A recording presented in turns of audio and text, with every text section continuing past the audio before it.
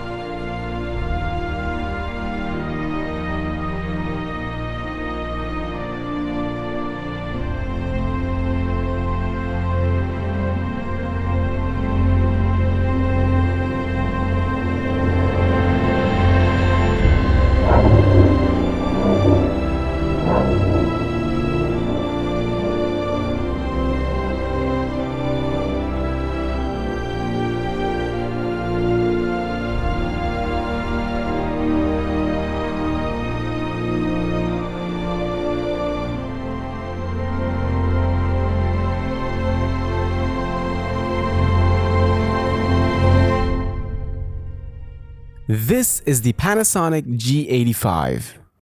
It shoots 4K, has a flip-out screen, amazing stabilization, all of that just for $700. Yes, please.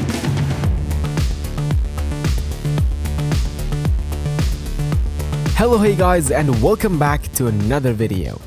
So to start things off, the video quality this sensor spits out is shockingly very good. Color science is way better than expected, dynamic range is also respectable, and it doesn't have a record limit, so you can shoot as long as you give it power and storage. So the kit lens that it comes with, the 12-60 f3.5, is actually pretty good, much better than I expected. The whole montage that you saw was completely shot on this lens. Shooting at 60mm with this lens gives you a lot of reach, and the minimum focusing distance is quite near. I love this lens, it's amazing. Even though it's tempting to shoot in Cinelike D, which it does include for free at least, but I would actually stay away from it. After a ton of testing, I found out that grading the 8-bit Cinelike D footage is just not pleasant. There's just not enough information to work with. You still can use it if you know your way around Davinci Resolve or color grading and you know what you're doing. But if you want something that is easier to deal with, try out these settings. It solves a lot of issues I had with this camera. This solution is also recommended by Caleb from DSLR Video Shooter, so be sure to check him out as well. The screen on this camera is pretty good. It has enough sharpness to tell if things are in focus or not. It's also bright enough to be viewed outdoors.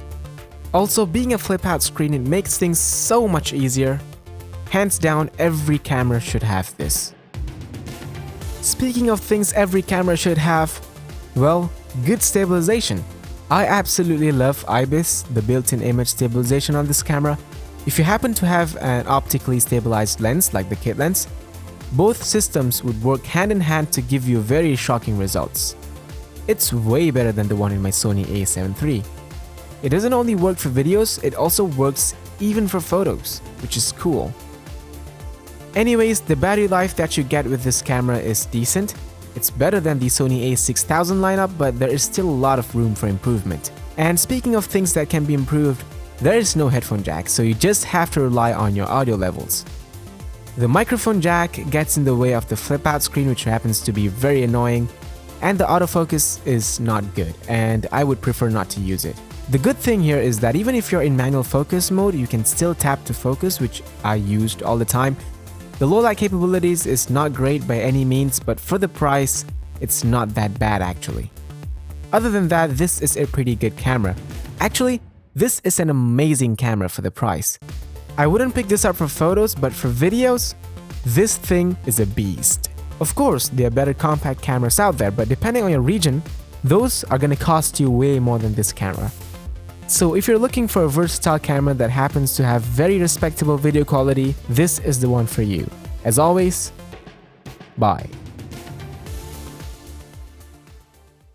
Okay, I want you to maintain that speed. Yep. And 3, 2, 1. Okay, we got the shot. Good job.